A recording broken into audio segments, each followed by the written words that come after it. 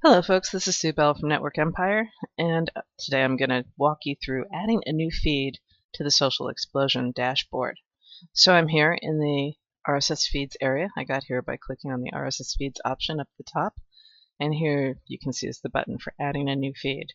So if I come in here, it gives you an example of exactly how you need your feed to look. So it's got to have the HTTP:// or HTTPS. So let me just add a feed in here for a second. Empire, let's make it news.com.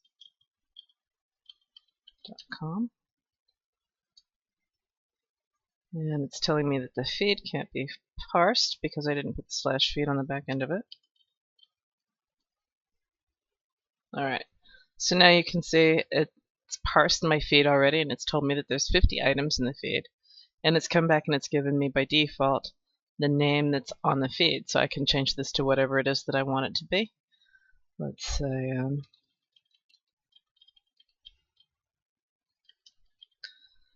and then I can set the frequency with which I want each one of these to be published, each item in the feed to be published. So we've got 4 platforms at this point: Diggo, Delicious, Pinterest, and Twitter. You can enable or disable any of these by clicking this button here, so I can choose which platforms I want to be published, to have my feed items promoted on. And then I can select the frequency. The frequency is low, medium, and high. And what low is once a day, medium is twice a day, and high is 4 times a day. And then there's the duration. The duration is either low, medium, or high. And low is for 3 days, medium is for 7 days, and high is for 14 days. So you're going to have a minimum. If I set this to low and to low, it's going to be a minimum of 3 promotions per post, as you can see here. And I can also set this to be the frequency and duration as the default for this particular platform, so that as I add more feeds in the future, that's going to be how it comes up, and it makes it just a little bit quicker to go through this process.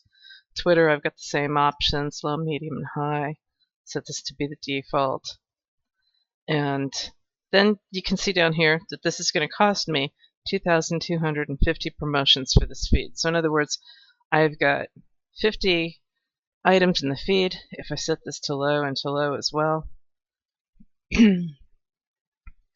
then I've got 3 promotions in Pinterest, 3 promotions in Twitter for each of my 50 items in the feed.